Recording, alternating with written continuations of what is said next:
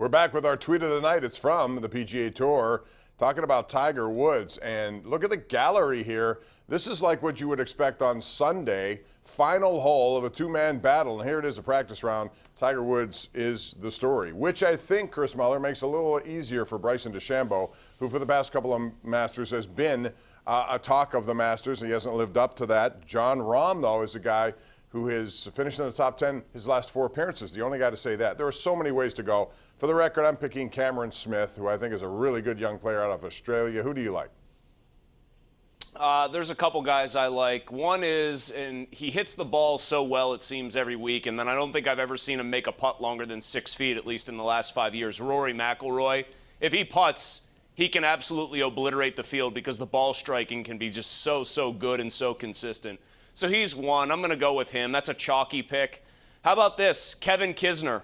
I think Kisner is a great putter. I know his game. He actually gets people mad on tour because he's honest enough to say that his game doesn't translate to wins at certain courses, so he basically goes out there trying to finish 15th, which I find hilarious and honest. But Augusta is one of those courses where a guy like him, the putter gets hot, he can absolutely win. Plus, I just like the guy. Corey Connors is another one. Tons of fairways, very consistent striker of the ball. So those would be my 3, Rory, Kisner, and Corey Connors, believe it or not. You're pulling a me on me here by giving me multiple picks. That's what I'm normally accused of. But as you know, you can pick 6 or 7. And if you are lucky enough to get 2 of those to actually compete in the top 5, that's pretty good because there's so much talent on this tour, which I think is in a great place. Can I ask people something, too? The Gino Filipponi Memorial Scholarship, Pony is running a big Masters Pick'em thing. I think it's $20 an entry. That's an awesome, awesome cause for obviously a good friend of yours and mine and Amanda, of course, in Gino's memory. So I would encourage people to check Pony's Twitter feed out and enter. Put your money where your mouth is. I have a team in there already, Bob. I do 9 too. Straight birdies. That's my squad. 9 straight birdies, baby. Well, mine's pumping ain't easy, so you'll notice it, especially if it's near the top. It probably won't be, but we'll see. We'll go to the lines. 412-575-2600. That's the number of the Borders and Borders hotline. We have Bob in Bellevue. What's up, Bob? How are you? Bob, Bob, this is Bob in Bellevue. Yeah, with the Penguins, people shouldn't be so cynical and enjoy the ride. It may not end up in a championship run, but I've seen that team this year play some mighty, mighty good hockey. You get a lucky bounce and one good save along the way and enjoy the ride. Don't be so negative on that team because enjoy the hockey you see every day. Yeah, I agree with that, but I also think in the playoffs, they're held to a higher standard too. And I understand that, but before you make it sound like they can't win, like a lot of these people who complain right now, I mean, you go into these best of 7s. I think the NHL is extremely evenly matched in these conferences, even more so in the East than the West. I was watching tonight. Vasilevsky didn't look very good as Washington beat them.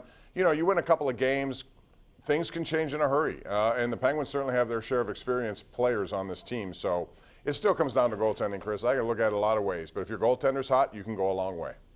Yeah, I mean, that's the ultimate truism of the playoffs in the NHL. I mean, what's the funny thing, Bob? You know how this double standard works. They just played a heavy, physical, skilled team in Minnesota not long ago and beat them in a very, encouraging performance. And it's like that one gets just filed away immediately because it's actually positive and reflects well. How about the one in Tampa? Do you remember that one, 5-1? No, I know. That was their best game of the year, They smoked them. Right. Well, it doesn't matter because it's something good. Even the first loss to the Avalanche in Denver, they played very well and should have proven that they can hang with anybody. Here's the other truth of the NHL playoffs. Guys get so beat up from the first round all the way through to the Cup final that really it's can you get through that first round series when your opponent is presumably at their healthiest? Because everything else after that really is a battle of goaltending, attrition, and little bounces like the caller Bob just said. Let's go out to Jim in Mount Lebanon, who joins us right now on the Borders and Borders hotline. What's up, Jim? Hey, Bob. How you doing? Hi, Chris.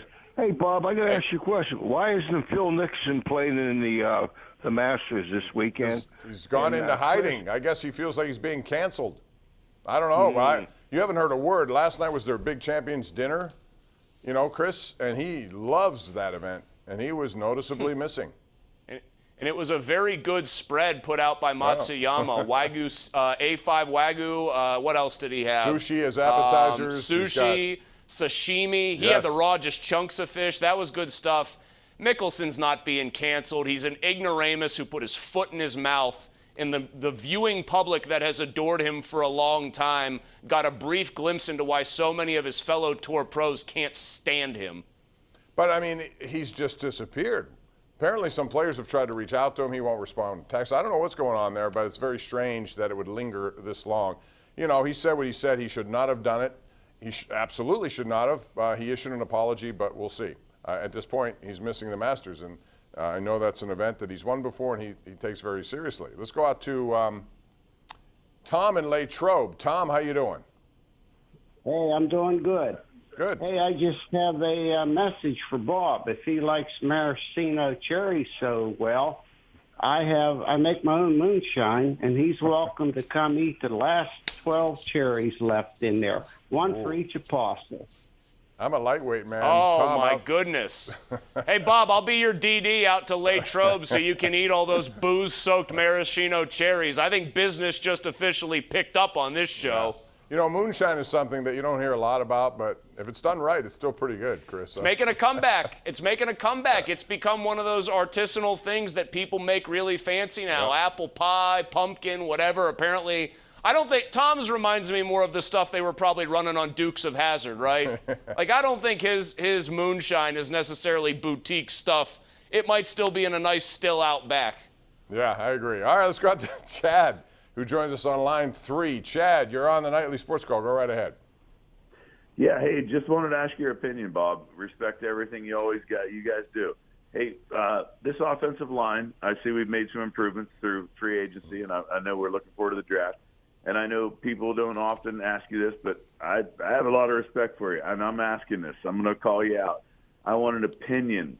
What's your opinion? Can we solidify this offensive line this year with what we're going to do right now, Bob? Well, I think they need a tackle. I think they need a good tackle. I'm not totally sold on what they have there. I think Chris, I like James Daniels just because he's played a lot, and he's young still. As far as Cole, I don't. You know, he was a backup, right? I mean, he really never played all that much. So I don't know. He's a veteran. I mean, what's he going to do? He's like Joe Hague. Maybe is he going to slot in and play center? Is he going to be their starting center by default? Or if they draft a center, which would be fine by me too. I think there's one out there if he's still around. They're not going to take Linderbaum though because they didn't go to his pro day. If they don't go to a guy's pro day, they're not going to pick him in the first round. That has been a legitimate truism under Colbert and Tomlin's But watch. they've changed a lot of what they used to do, and they've done some things that they never used to do, so who knows. But, yeah, I mean, I think it can be improved. It has to be improved. But I think they got a good guy in free agency. Whether or not Mason Cole is one of them to add to it, I don't know. But how do you feel about the tackles? I'm not sold on them. If I were going to give you my quick whole offensive line confidence index, I'm most confident in Daniels. I'm second most, believe it or not. I think Dan Moore has a chance to turn into one of those nice finds. I hope I'm right about this. I hope that he continues to come along. If he comes along the way he did last year, where he didn't look like an NFL player in camp, and then he obviously was a starter, that's good. I don't like Chooks at all. Like, I just didn't like that move. I know it's not a risky move. I know it's really a one-year prove-it deal, but he hasn't proven much of anything to me. Kevin Dotson suddenly seems like he's in the doghouse. You know how I feel about Kendrick Green if you've watched this show for any length of time, and they don't really have a center. I think they've made that line better, but just because they've made it better, Bob, doesn't mean they've actually made it good. No, and they have to continue to work to make it good, and we'll see if they can address that in the draft. We got to take a break here. When we come back, it is the eve of also the Pirates in their first game against St. Louis. I saw some of the lineups around the league, and I also saw some of the payrolls around the league. Very interesting stuff, or not. We'll talk about it when we come back. This is the Ireland Contracting Nightly Sports Call. Don't go away.